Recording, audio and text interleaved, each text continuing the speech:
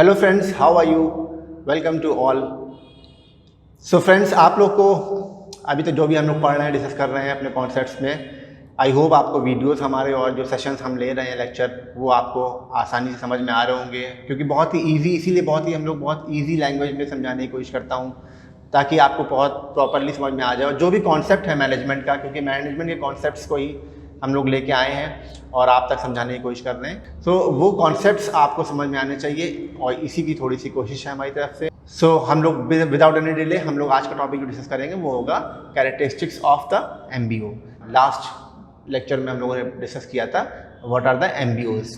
तो जल्दी से रिवाइज कर लेते हैं व्हाट क्या होता है MBO। MBO क्या होता है? MBO होता है management by objectives. Management by objectives की जो थ्योरी थी वो पीटर एफ ड्रकर ने दी थी 1954 में in his book principles of management में। सबसे पहले तो मैनेजमेंट अपना खुद का एक गोल सेट करती है जो कि उसका ऑब्जेक्टिव होता है, और उसी ऑब्जेक्टिव को ध्यान में रखते हुए इंडिविजुअल्स यानी कि जो एम्प्लॉयज़ मैनेजमेंट में है और जो मैनेजर्स उसके लिए काम कर रहे हैं उनका एक सेट ऑब्जेक्टिव वो डिफाइन करती है जो कि अचीवेबल होता है। इसी के बेसिस पे उन्होंने प्रिंसिपल दिया था मैनेजमेंट बाय ऑब्जेक्टिव। तो उसी को हम लोग आज डिस्कस करते हैं, समझते हैं जो क्या कैरेक्टरिस्टिक्स होते हैं इसके। Some people say that MBO is just framing about the business goals and objectives, but it is much more than that. इसको हम लोग को और अच्छे से समझने के लिए कैरेक्टरिस्टिक्स जो हैं उसके लिए कुछ पॉइंट्स एनलाइटन किए हैं। जो पॉइंट्स कुछ कैरेक्टरिस्टिक्स में MBO के दिए गए हैं वो पॉइंट्स हैं। फर्स्ट पॉइंट है resource optimisation, goal orientation, multiple accountability, universally applicable, system approach, simple and comprehensive, operational, employee management participation, and key result areas. These are some points and statements which defines the characteristics of MBO.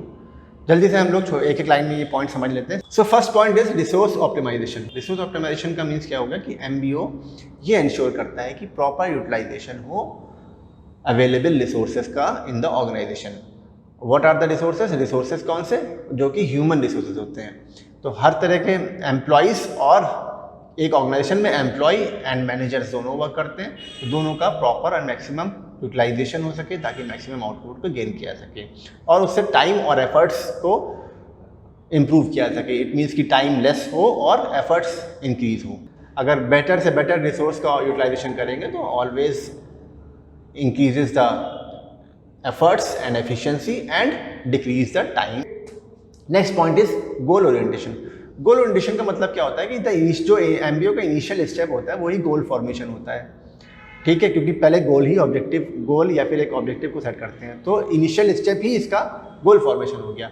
And all the efforts are directed towards the accomplishment of these set objectives. जितने भी efforts होते हैं वो सारे उस set objectives को achieve करने के लिए ही, अकम्प्लिश करने के लिए ही हम लोग लगाते हैं।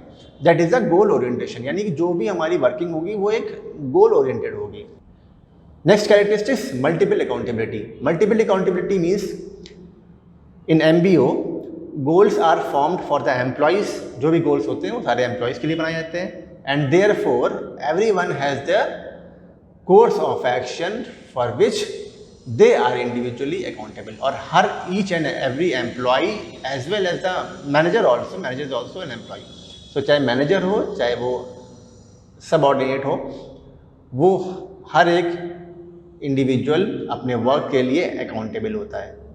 ओके, सो बहुत सारी रिस्पॉन्सिबिलिटीज़ होती हैं, तो इसीलिए बहुत सारी अकाउंटेबिलिटी हो जाती है उसकी हर एक रिस्पॉन्सिबिलिटी के लिए। तो that's we can say multiple accountability. Next is universally applicable. Universally applicable का सीधा सा मतलब ये निकलता है कि MBO का जो कॉन्सेप्ट है वो अप्लाई हो सके ऑलमोस्ट सभी ऑर्गेनाइजेशंस पे, चाहे वो बिजनेस एंटिटीज़ हो या फिर नॉन प्रॉफिट ऑर्गेनाइजेशन हो। तो यूनिवर्सली यानी हर जगह MBO को अप्लाई किया जाता है, यानी सेट ऑब्जेक्टिव्स को। एक बात ध्यान में रखिएगा, MBO is always for the set objectives आपके हैं जिसको अचीव करना है। इस प्रिंसिपल्स पे, इस बेसिस पे ही वर्क करना होता है ऑर्गेनाइजेशन में। दैट इज द MBO, और वो हर ऑर्गेनाइजेशन में अगर एप्लीकेबल है that is the universally applicable. Okay, next point is system approach. एक ऐसा सिस्टम अप्लाई किया जाए on the whole organisation, on the whole system that integrates the efforts of the individual and the organization and its environments in a single direction. It means कि एक whole system पे apply किया जाए MBO को, ताकि जो efforts हैं किसी इंडिविजुअल के या ऑर्गेनाइजेशन के वो मैक्सिमाइज हो सके और रिजल्ट्स को मैक्सिमम से मैक्सिमम गेन किया जा सके। Next is simple and comprehensive. अब सिंपल एंड कॉम्प्रिहेंसिव का मतलब है कि एमबीए कोई ऐसा टेक्निकल प्रोसेस तो होता नहीं है, तो it can be understood by all types of managers and employees.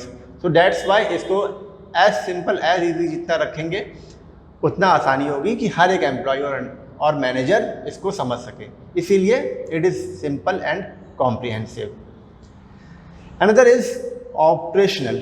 Operation मतलब it is practically applicable to the day to day business operations को डे टू डे परफॉर्म करना है, इसलिए प्रैक्टिकली एप्लीकेबल होना चाहिए ताकि रोज़ उसका यूज़ किया जा सके। और वो जो परफॉर्मेंस है उसको हम लोग एवेल्युएट कर सके by comparing the actual results to the desired results. जो हमारे डिज़ायर्ड रिजल्ट हैं यानी सेट ऑब्जेक्टिव है और जो हमारी परफॉर्मेंस लेवल है, एक्चुअल परफॉर्मेंस जो हमने की है, उसमें हमारा कंपैरिजन किया जा सके और उसमें हम लोग इवेल्युएट कर सकें कि कितना अचीव हुआ है।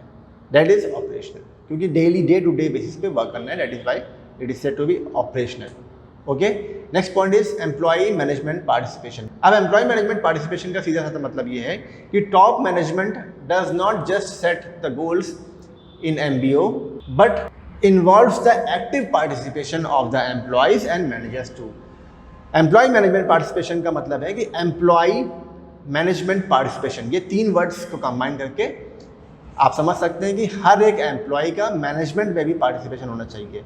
इसीलिए टॉप मैनेजमेंट सिर्फ गोल सेट कर देना और उसको अचीव करना नहीं है, एक मोटो होता है, एक साथ साथ ये भी मोटिव होता है उनका कि एम्प्लॉय का भी अपना पार्टिसिपेशन हो, एम्प्लॉयज़ के भी अपने आइडियाज़ जनरेट हों, उनका भी कोई वर्किंग एफिशिएंसी को बेटर और एफिशिएंसी को बढ़ाने के लिए कोई स्टेप हो तो वो उनसे वो डिस्कस करती है और अगर वो कंसिडरेबल होती है तो वो उसको ज़रूर अपनाती है कंपनी, ठीक है, ताकि बेटर से बेटर रिजल्ट्स आ सकें। That is the employee management participation. की रिजल्ट एरिया का मतलब ये होता है कि किस एरिया पे किस ऑब्जेक्टिव्स के लिए हमें वर्क करना था और उस ऑब्जेक्टिव्स को हमने फाइनली कितना हमने अचीव किया और हमारा क्या रिजल्ट आया। तो उन रिजल्ट एरियाज़ को हमें सेट कर लेना चाहिए और वो उस पर प्रॉपर फोकस करना चाहिए कि क्या हमारे रिजल्ट एरियाज आएंगे और उसी हिसाब से हमारी वर्किंग होनी चाहिए। That is all about the characteristics of MBO. Okay, यानी कि characteristics of management by objectives. Again I repeat those points: resource optimisation, goal orientation, multiple accountability, universally applicable, system approach, simple and comprehensive, operational, employee management, participation and key result areas. These are the characteristics of MBO. I hope ये सारे points आपको अच्छे से समझ में आए होंगे कि क्या characteristics होते हैं MBO के। और नेक्स्ट पॉइंट में हम इसको नेक्स्ट जो लेक्चर होगा हमारा उसमें हम डिस्कस करेंगे what are the process of MBO की क्या प्रोसेस होती है, प्रोसेस मीन्स की स्टेप बाय स्टेप वर्किंग क्या होती है। ओके फ्रेंड्स, सो आज के वीडियो के लिए इतना ही है। नेक्स्ट पॉइंट के लिए हम लोग नेक्स्ट वीडियो में मिलते हैं। Thank you very much, take care, bye bye.